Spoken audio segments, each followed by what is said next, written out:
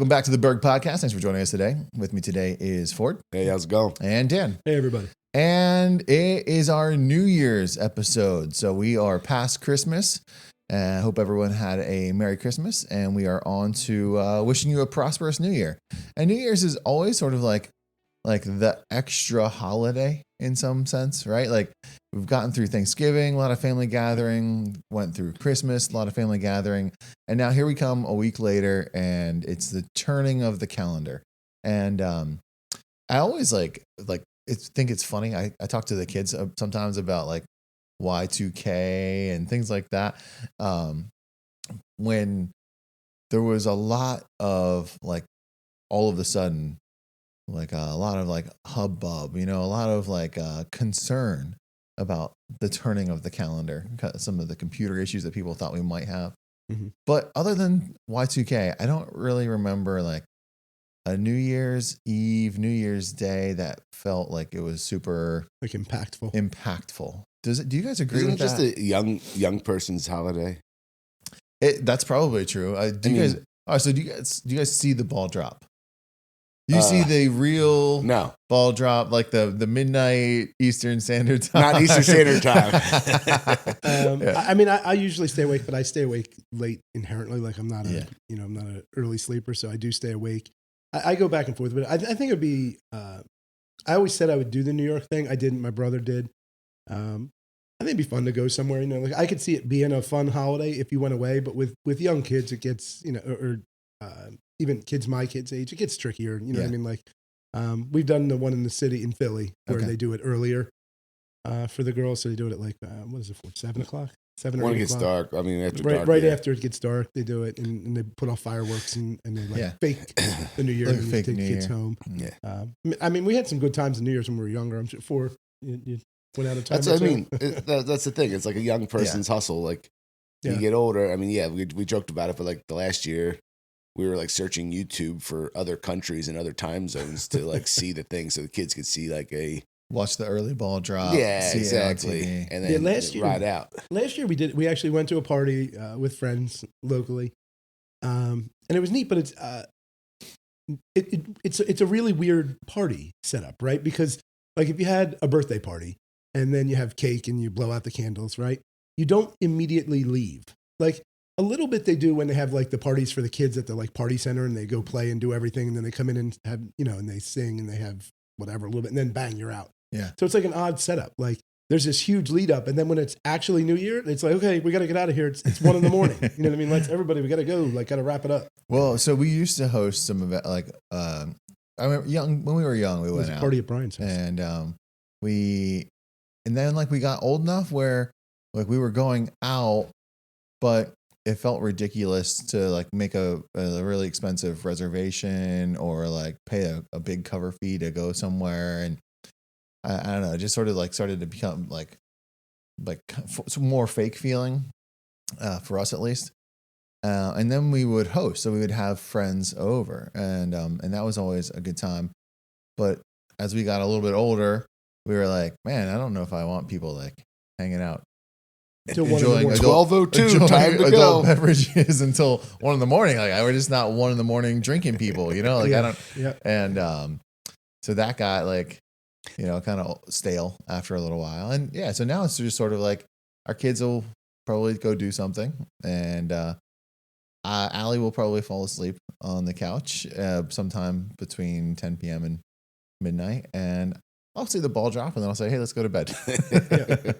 We'll be in a similar boat. I think the interesting thing is, as you get older, it's not about the party. It becomes more about the reset or whatever it is. Yeah, Yeah, good point. I think the one thing is that like if you've been working all year long towards a goal and all of a sudden it's zero and you got to start from ground zero again. I was talking to you guys earlier about, but like, for me, I don't really use New Year's for that. I use my birthday for some reason because it's still 12 months, but for some reason it just ties more to me. And, that's the thing. It's because, like, you had a great year, starts at zero. You had a bad year, it starts at zero again on January 1st. And so it's just a more of a reflective thing and more of, like, I think an internal thing than it is the party anymore because, like, okay, I mean, for the first 3 weeks, you're going to write the wrong dates on checks and anything else because you're going to still write 24 because you've been doing it for 12 months. And the 13th month, you're going to forget to make those changes or whatever is happening just because those are kind of things that have been kind of built into what you're up to. But I think that's as you get older, that's more of what it is than anything else. Yeah. That's an interesting thing. So I like what you were saying there about like using the birth date instead of using New Year's Eve. Are some of those things for you, are some of them like age driven? Like, do you say like by the time I reach this age, or is it mostly just like kind of a like that internal clock sort of resetting? Like, this year, this 44th year or whatever, right. I want to accomplish these things. So I think it's more just year to year based things. Okay. Sometimes as I was saying earlier, that like I would get frustrated as I got to the birthday because I didn't accomplish something. But what I've had to realize is some of the things weren't actually ever going to be accomplished in 12 months, but maybe I'm working on the steps to get to whatever it's trying to get to. Yeah. So it's like, oh, I didn't get that done. Well, if I really thought back to that, was that really a 12-month goal or was that really at some point I'd like to do this and it just didn't happen in the time frame? But I mean, for me, like, okay, I mean, it's a year for you, but I mean, I was born in August. So like, if we're really going off, I mean, I was already 8 months, late if we're, so like for me, the birth. He's been trying to catch that 8 months for 4 years.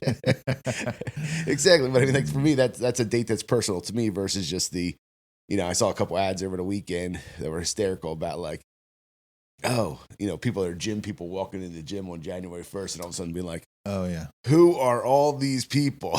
Where do these folks come from? Right? Yeah. The gyms get very the first 2 weeks or whatever it is. Yeah, it's always good for people to try aisles. It's a little harder to find whey protein the first couple weeks of January. You got to stock up in December when nobody's paying attention to. So do you guys set goals? Because it's funny when Ford talks about it. Ford doesn't outwardly talk about it a lot, but he's goal oriented. Obviously, like sets goals. I like to operate on goals, but I don't really. I don't think about it that way. I think I set goals as I encounter the situation. You know what I mean? Like I don't like set a date at all to say, like this year I'm gonna evaluate how I've done over the last 12 months. I sort of just do it and like a rolling calendar. You know what I mean? Like whatever it is, like whatever we're talking about, I'll evaluate, and if I think I need to make a change, I'll say like, okay, I need to improve and try and set a goal. And we talked about that, like Atomic Habits. I like to set goals, but I don't set a date to like check yearly, like how have my goals gone? Like a health check of my goals. So that's funny to me that Ford uses his birthday. A lot of people use New Year's and they're going to set a bunch of resolutions. The only thing I do it that's sort of now that I think about it, that I do it with is I happened to originally start that iFit membership almost at New Year. It was like, I don't know, like second week of December. Okay. I did it a few years ago. And so that's about the only thing that I watch by years. How many times did I work out and know how many I did last year versus this year? So I'm down a few this year, and then like evaluate what happened. Am I okay with that? And then say like, okay, I got to get back to that point. Yeah, interesting. That's about the only thing, but it's because something else is keeping it. Yeah. Is keeping track of that for me. Do you have a goal in that regard, or is it mostly like, did I achieve the same level as previous years? So I would say 2 years ago, I did really well. Yeah. It was as healthy as I'd been. Okay. We won't say weight because that's not even a healthy mindset to take it that way. Yeah. But it was as healthy as I've been in like a total sense. And so I think if I could work out between 140 and 150 times a year, that's kind of that's the target I want to be at. I'm a little bit under that this year. Like I'll be like 130, maybe like 125. Roughly 3 times a week. I mean, yeah, it's roughly 3 times a week every week. Yeah. What actually ends up happening, truthfully, is it's actually 4 times a week for like 9 months. Oh. And then less because I'm working out. But like, once the beach season starts, my elliptical's at home. Yeah. And my stuff is at home. So I'll run, I'll ride the bike, but it doesn't count. You're not tracking those on the computer isn't tracking it because I'm not using that device.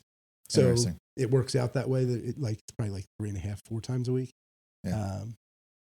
So But it's just an interesting thing for me. Without a mechanism to track it for me, I'm not going to track it that way. I'm just going to watch where I am. How many times we see it on all the different things? That which is not measured is not tracked, or whatever. There's like a cute little saying for that type deal. What gets measured gets done, kind of thing. Right.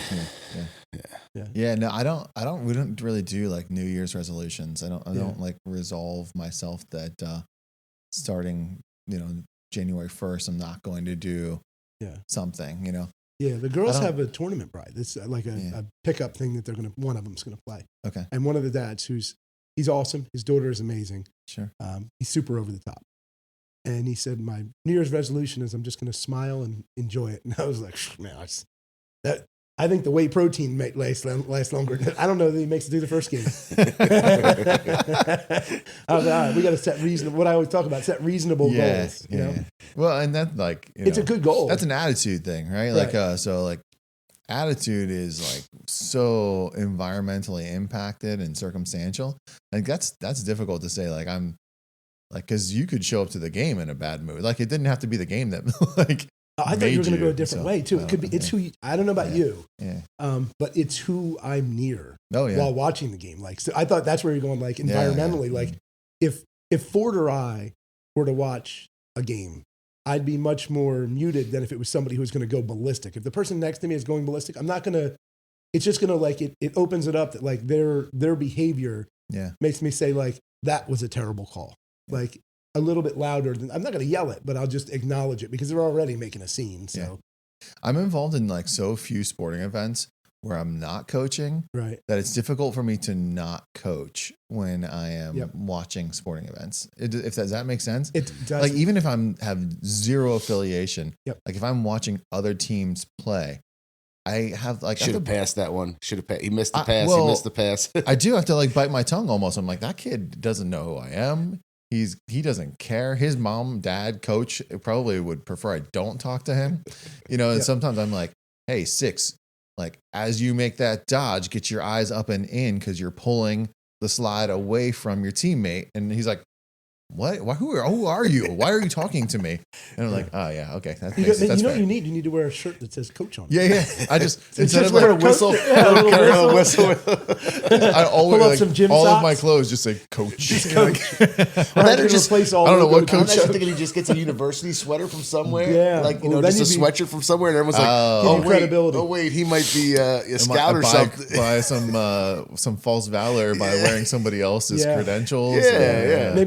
Maybe like a U.S. national team logo. Yes, No, I didn't say anything. Yeah. That happens with my brother-in-law. So my brother-in-law coached high school basketball for I think 26 years. Okay. And he coached tennis. He coached soccer. He would coach anything that they would allow him to.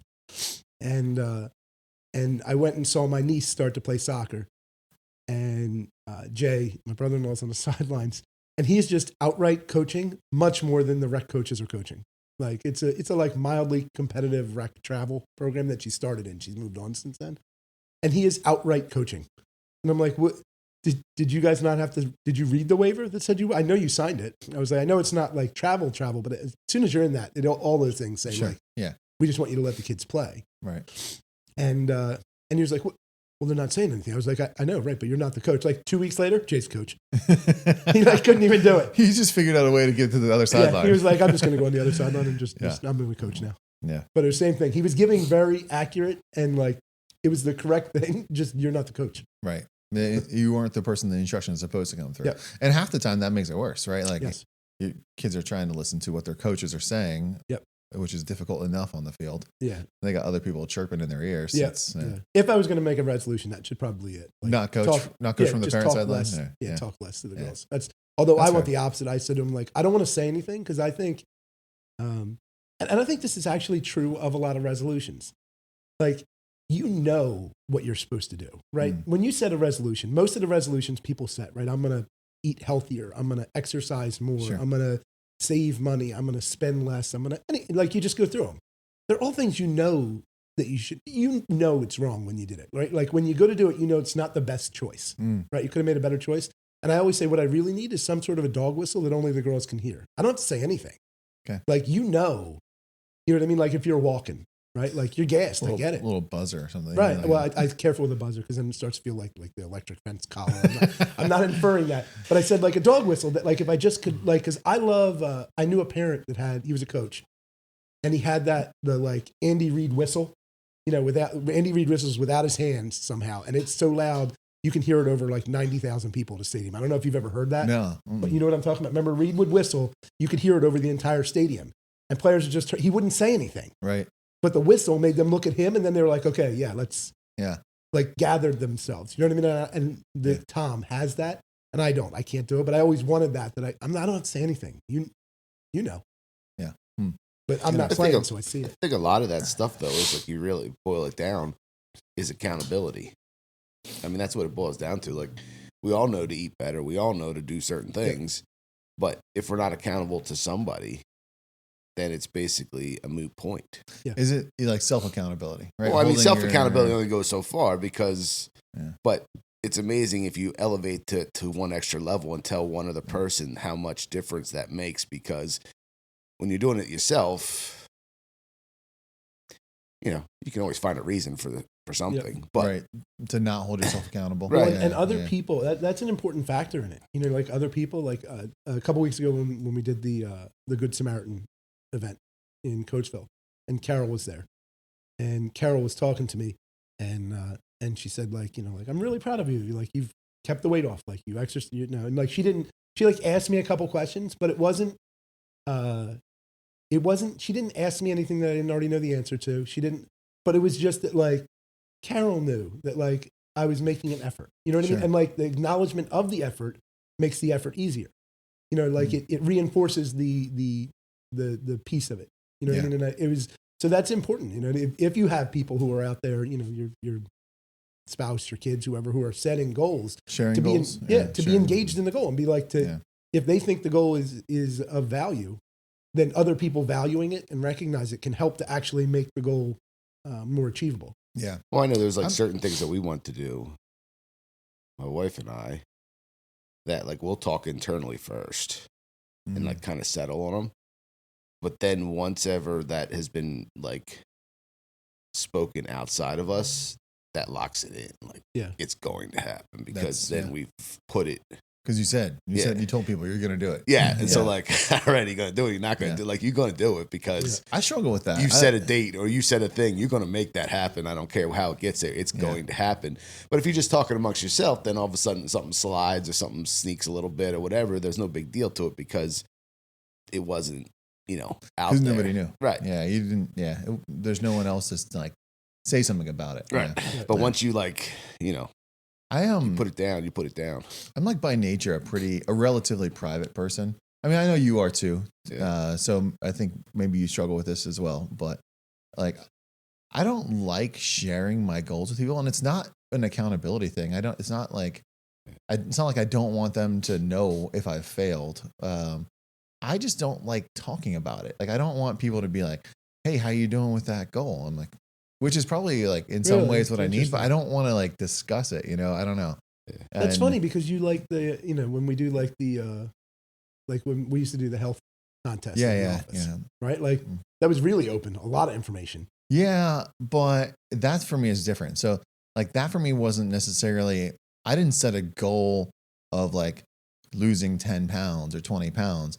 My goal was to beat you. That was a competitive event. That was not a goal. So in that way, like the public acknowledgement of whether or not I'm like accomplishing that in our group setting is really like it had so little to do with the weight for me, right? And so much to do with whether or not I was at least keeping pace and could I upset somebody. And that'll be that contest.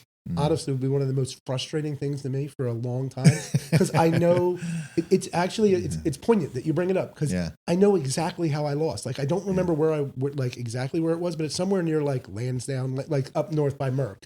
Yeah. And we had a tournament, and it was like the tortoise and the hare. I was so confident I had you by like a certain percent that I went to Chipotle and ate like a whole Chipotle meal the night before I had to do the final weigh-in because I was like, I was up by like whatever the numbers were.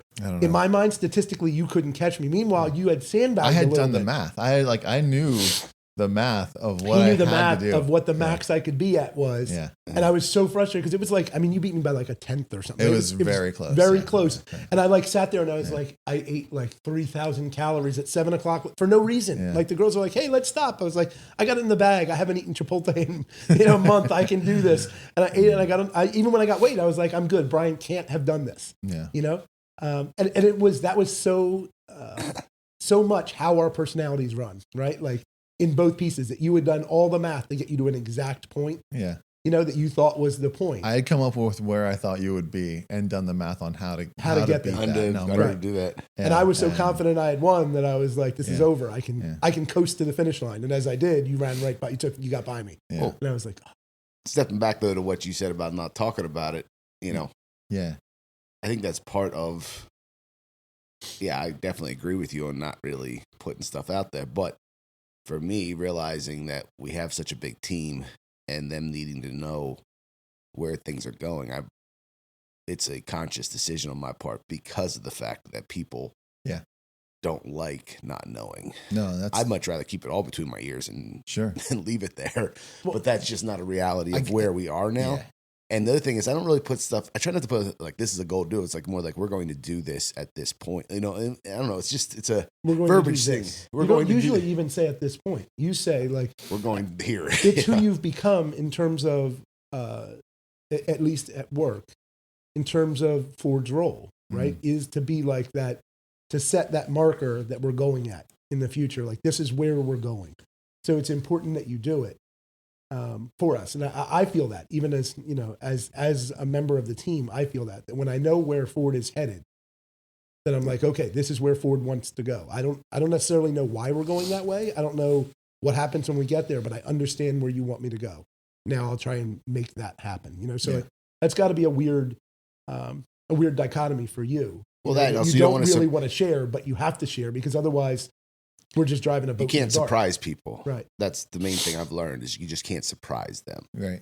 And so you got to really kind of like put it out there in a certain way so that they can start getting comfortable with it before the thing happens. Because otherwise, you know, uncertainty makes people a little confused. And so it's like, okay, that's a good we point. got to get it out there a little bit in even in little pieces, or maybe it's in small doses. But if we just all of a sudden make what people would determine to be a hard left, it's very disconcerting for them. It's so it's so interesting because of how it and I say like it's the three of us, right? But like how it must run, like it's so odd because the risk you run is if you tell me, I'm going to tell everyone.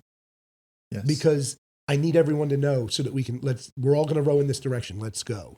And I may not have a lot of information. You will build a lot of information and then disseminate it in a way that we can get where we're going. Mm-hmm. You have Ford who really doesn't want to tell anybody what he's thinking, but needs us to know so we know where we're going so we don't feel caught off guard. You know, so that's three different. And then you also play in the fact that, and I'll only speak for me on this, but I have no concerns about Ford surprising me. Like first, I'm not bothered by surprises, but second, you know, and it has to do with the size thing is what got me about it when he said it about the size we've become, that if it's just Ford and I talking about the decision and not a lot of other people are included, right, are impacted, I should say, are impacted, I don't think he really has to tell me. Like he can tell me at the last minute. And I genuinely don't even ask him a lot of questions. I don't think, right? I mean, like, I think if you say like, hey, I want to do this, can you get it done? Like, okay, I'll go do it. Like, I don't really say like, well, let's talk about that. Like, why would we do that? What would you like to do? Like, and sometimes Ford will say like, hey, we need to do this. And I go to do it. And then I come to talk to you about it. And you may or may not know. Right. But then regardless, you ask me a question. I'm like, well, I don't know. And you're like you asked me 7 questions. I have 0 answers. I start like the information gathering process, Right. and you're like, I don't We know. haven't discussed any of that. I Yeah. just know. I just know I have to go in this direction. direction, and like I don't. Yeah. And it's so funny, right? How Yeah. how that works. You know what I mean? In personalities, in humans. You know what I mean? That I don't need the information because it wasn't my job. My job was just go this way. Yeah. Okay. I think some of the context is group too, right? Like I was thinking a little bit about what each of you were saying there, and like some of that sharing, well, some of it's contextual. Like I think in the work example, Ford, like that makes a lot of sense to me. Like it's not necessarily your nature, but whether you're leading from the front or leading from the back, you know, pushing, pulling, setting the boundaries, whatever it might be, like that information's got to be out there so that at least we start as a group to like, you know, migrate the right direction, right? I think in a lot of ways. And I was thinking about, like, from a personal perspective, some of the things that you guys are talking about. Some of it might just be the group. Like, who is the group of people that you feel comfortable knowing, right? They're like, you could share those things. They'll give you their feedback. They're not going to pass judgment. I'm like, that's probably important too. So yeah, you got to have it's someone not that's like on the team. If you don't have them on the team, it's an interesting thing is that, like, I look at it like it's like super public sometimes. I mean, that's probably where I fail. Like, I don't have to post it on Facebook or TikTok or wherever else people post their stuff. Post nowadays. Yeah, I don't need like the world's judgment or the 6 people who might even look at it.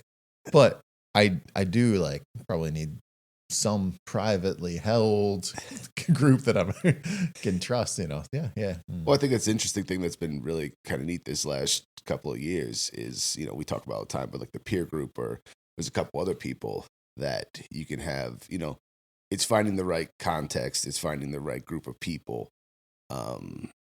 that can process the information, provide beneficial, positive or negative feedback. Mm-hmm. And, you have to respect their opinion. That's why we have a board, advisory board, those kind of things. Like, you have to have the right people that you're putting it out there for them because you trust that. It's a trust factor. It really boils down to. It's not the trust falls or anything like that, but it's, if you don't respect what they're saying or their opinion, whether they know or not is completely irrelevant. It doesn't really hold a whole lot of weight at that point. Yeah. If it's a group of people that you wanted to use as a sounding board, but you don't want to hear what's coming off of them, it doesn't really benefit you in any way. No. Yeah. That's fair. Then it's just idle chatter. But I think that is the interesting thing is that, we've made a bunch of moves internal to Berg and external to Berg over the last couple of years. And, to the outside world, they might not quite grasp what the game is, but to the people that I respect and trust, they understand it. They've either provided positive or negative feedback, but at least whatever that feedback's been has put me in a comfort zone that we can do the things that we are targeting. Yeah. Interesting. A lot to think about as we close out the final hours of 2024 and reflect on whether or not that matters or is impactful, but also, what it looks like as we do. We sort of flip the calendar over. There is not a lot will change in the turning of the clock from midnight to 12:01 on New Year's Eve, but it is a great time to have conversations like this, sort of reflect on what it is you're trying to accomplish, where you might be going personally or in a work environment. And the next time we do this, I think it could be an interesting conversation, right? Because I think next year, when we hit next year, like New Year's 2025 into 26, it's going to be interesting. I mean, it's, I'm the oldest, so I was alive when they had the bicentennial. But this is going to be an interesting place to live in 26. Like, I don't know if people, are real, and I'm like jumping a full year ahead, but I was in a meeting and they talked about it and it really struck me that, and I'll get the events wrong, but US Open is in Philly. The All-Star Game is in Philly. Maybe they named, I rattled those. What's the thing at Aronimink? Aronimink's That's the Open. Yeah. Maybe the Amateur Open. The Amateur is here. The All-Star Game is here. There's like 15 national sporting events that are staged in 26 because they're just going to play one after another. Oh, the World Cup is here. So they're going to stage one after another because Philly's the place where it was signed. So next year's going to be interesting because I imagine that you'll see in the celebration, like that'll be the start of it, right? The first thing is going to, even though you won't have hit the celebration, right? It's not till July. July. But even though that's the case, I feel like everything could be grander in 26 because Philadelphia, there's going to be a lot of private and public money sitting in Philadelphia and the surrounding area to support, the anniversary. So I think that could be interesting next year. I hadn't considered that. Yeah. Very cool. That's probably a fair place to wrap it up. So, folks, we hope that you've enjoyed the last 12 months of us getting together once a week to talk at you. And we hope that you have a safe and prosperous New Year's Eve and New Year. And we'll see you in 2025. Thanks.